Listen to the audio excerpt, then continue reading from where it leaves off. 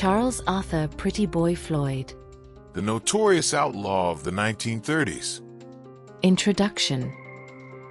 Charles Arthur Floyd, better known as Pretty Boy Floyd, was an infamous American bank robber whose exploits during the Great Depression era captured the imagination of the public and cemented his place in the annals of American criminal folklore. Born on February 3, 1904, in Adairsville, Georgia, Floyd's life was a tumultuous journey from humble beginnings to becoming one of the most wanted men in America. Early life and descent into crime. Floyd's family relocated to Athens, Oklahoma, in 1911, seeking better opportunities. Growing up in the rural landscapes of Oklahoma, young Floyd experienced the harsh realities of early 20th century America. At the age of 18, he faced his first brush with the law after stealing $3.50 from a local post office. This minor offense marked the beginning of a criminal career that would escalate rapidly in the ensuing years. In 1925, at the age of 21, Floyd was arrested for a payroll robbery in St. Louis, Missouri, and sentenced to 5 years in prison. Serving 3.5 years before being granted parole, Floyd emerged from prison with connections to the Kansas City underworld, setting the stage for a series of bank robberies that would define his legacy. The origin of Pretty Boy. The moniker Pretty Boy has ambiguous origins, with multiple accounts attributing it to different sources. One narrative suggests that Floyd earned the nickname due to his habit of wearing a white button-up dress shirt and slacks while working in the oil fields, leading his co-workers to call him Pretty Boy. Another account claims that during a 1925 St. Louis Kroger office holdup, a payroll master described one of the robbers as a pretty boy with apple cheeks, a description that stuck with Floyd. Despite the nickname's endearing connotation, Floyd reportedly despised it, preferring to be recognized for his criminal prowess rather than his appearance. Escalation of criminal activities. Following his parole, Floyd's criminal activities intensified. He became involved in numerous bank robberies across various states, including Ohio, Oklahoma, and Missouri. His operations were marked by violence, with several law enforcement officers losing their lives in confrontations with Floyd and his associates. Notably, in 1931, members of his gang killed Patrolman R.H. Kastner of Bowling Green, Ohio. And in 1932, Floyd himself was implicated in the shooting of former Sheriff of Kelly of McIntosh County, Oklahoma, during an attempted arrest. Public perception. The Robin Hood of the Cookson Hills. Despite his criminal record, Floyd garnered a certain level of public sympathy, especially among the impoverished communities of Oklahoma.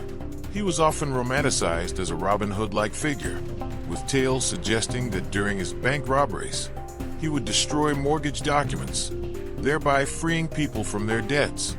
While these accounts contributed to his legend, there is little concrete evidence to support such claims. Nevertheless, Floyd's reputation as the Robin Hood of the Cookson Hills persisted, and many locals protected him, viewing him as a symbol of resistance against economic oppression during the Great Depression. The Kansas City Massacre.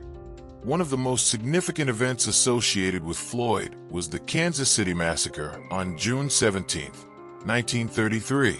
The incident involved an attempt to free Frank Nash, a federal prisoner, which resulted in a shootout at the Union Station in Kansas City, Missouri.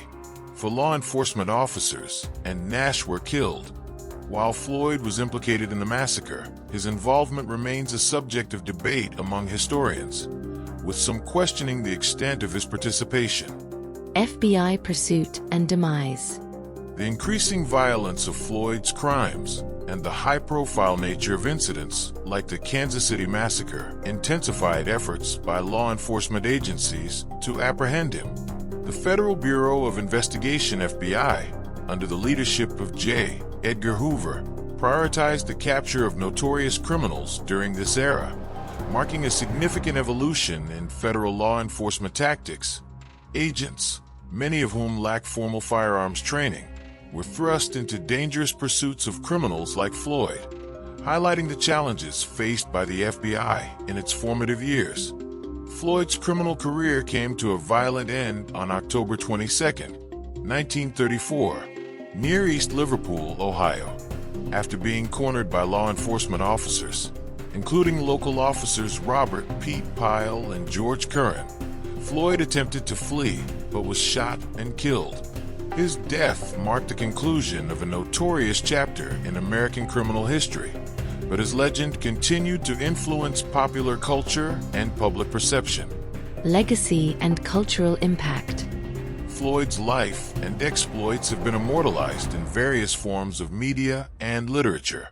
Folk musician Woody Guthrie penned the song "Pretty Boy Floyd" in 1939, romanticizing Floyd's life and portraying him as a defender of the poor against oppressive systems.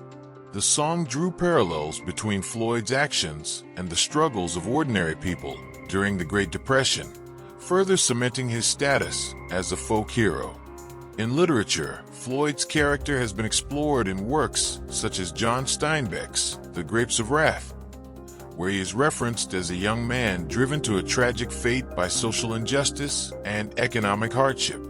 Additionally, Larry McMurtry and Diana Ossana's 1995 novel, Pretty Boy Floyd, offers a fictionalized account of his life, blending historical facts with imaginative storytelling to provide a nuanced portrayal of the infamous outlaw. Floyd's story has also been adapted into several films, reflecting the enduring fascination with his life. Notable portrayals include John Erickson's depiction in Pretty Boy Floyd, 1960, Fabian Forte's role in A Bullet for Pretty Boy, 1970, and Martin Sheen's performance in the TV movie The Story of Pretty Boy Floyd, 1974. These cinematic interpretations highlight the complexity of Floyd's character, oscillating between a ruthless criminal and a misunderstood antihero shaped by the socioeconomic conditions of his time.